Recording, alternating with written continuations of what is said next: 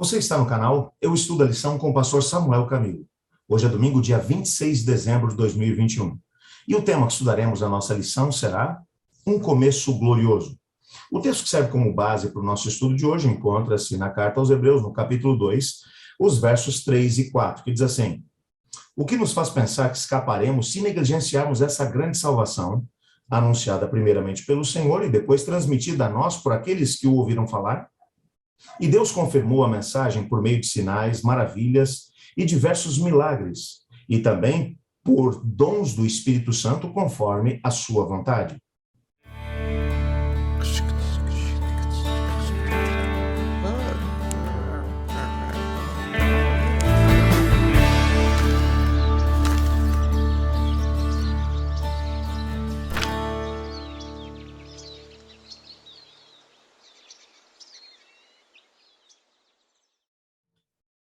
Duas são as mensagens que vão aparecer aqui para a gente nesse texto. A primeira delas é de que aqueles que foram os primeiros a receber a carta aos Hebreus, eles não tiveram a oportunidade de ouvir o evangelho diretamente dos lábios de Cristo Jesus. Muito provavelmente, eles ouviram o evangelho pelos lábios daqueles que tiveram a oportunidade de ser testemunhas oculares, ou seja, provavelmente através dos apóstolos ou de outras pessoas que foram contemporâneas de Jesus. Cristo Jesus já tinha subido ao céu quando eles receberam essa mesma mensagem. Portanto, eles não são testemunhas oculares do que aconteceu com Cristo Jesus ou do que Jesus havia falado. Eles ouviram através de outras pessoas. A segunda coisa que descobrimos aqui é que, apesar deles não terem sido testemunhas dos milagres, das grandes coisas que Cristo Jesus fez, essas pessoas que levaram a mensagem para eles testificaram de que a mensagem era verdadeira, de que vinha diretamente da parte de Deus, através dos sinais, dos prodígios, dos milagres que acabaram acompanhando a pregação do Evangelho.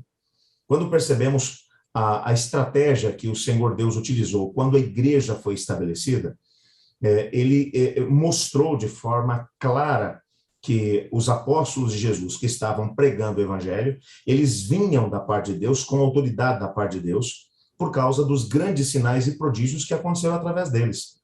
Quando lemos o livro de Atos, por exemplo, percebemos os grandes milagres que Pedro, por exemplo, fez. Chegou a um determinado ponto em que as pessoas chegavam até mesmo a colocar as pessoas doentes à beira do caminho por onde Pedro passaria, e quando a sombra de Pedro passava por eles, eles eram curados.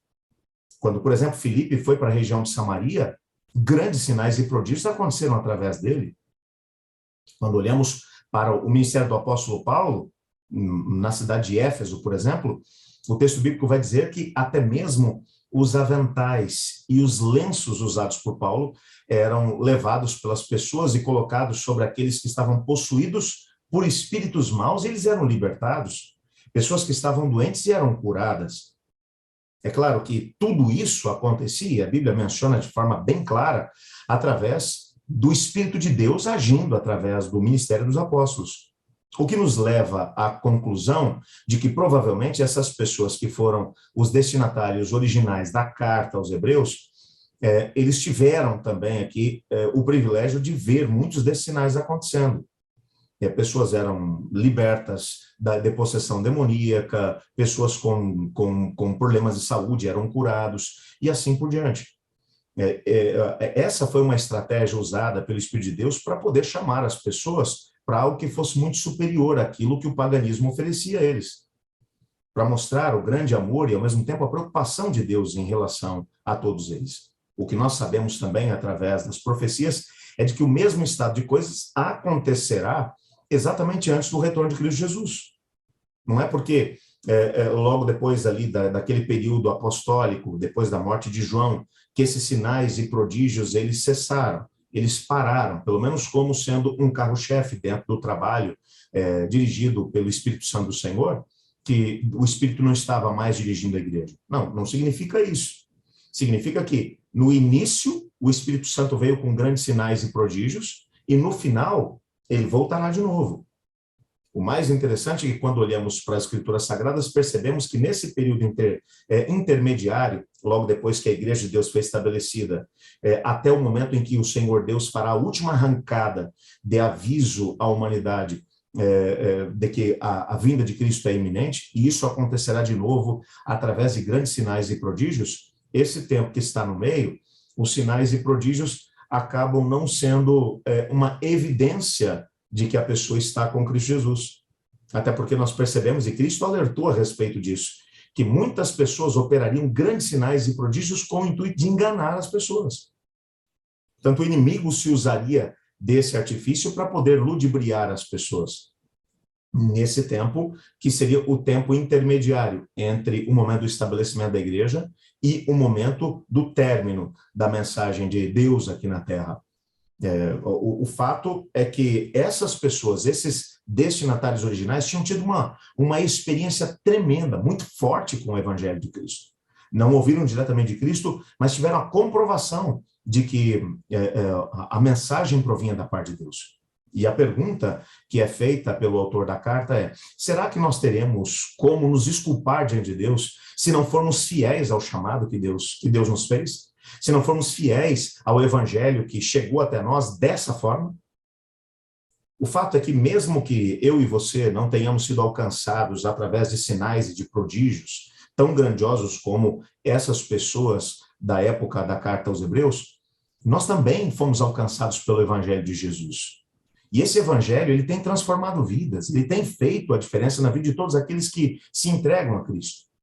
E se, à semelhança daquelas pessoas que receberam a carta por causa de problemas, de dificuldades, de obstáculos que se colocam no nosso caminho, se não formos fiéis ao chamado que Cristo nos fez, será que haverá algum tipo de desculpa para nós?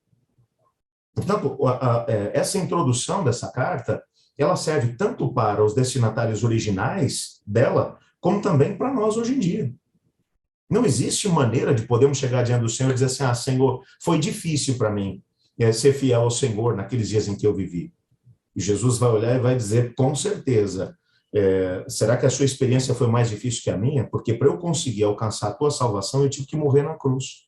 Isso foi pedido para você? Será que as suas dificuldades foram maiores do que aquelas que eu tive que enfrentar para conseguir abrir um caminho de salvação para você?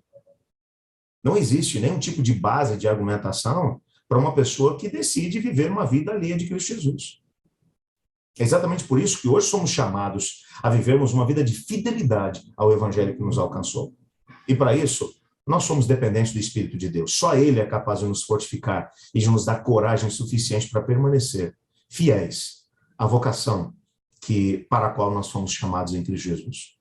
Vamos orar pedindo a Ele para que nos ajude a nos manter firmes nesse chamado e nessa vocação. Obrigado, Senhor, porque em Tua palavra descobrimos que o Senhor nos ama e que o Senhor tem um propósito todo especial para a nossa vida. Ajuda-nos a sermos fiéis ao chamado que o Senhor fez a cada um de nós através do Teu Espírito. Pois é em nome de Jesus que oramos. Amém. Eu estudo a lição. E você?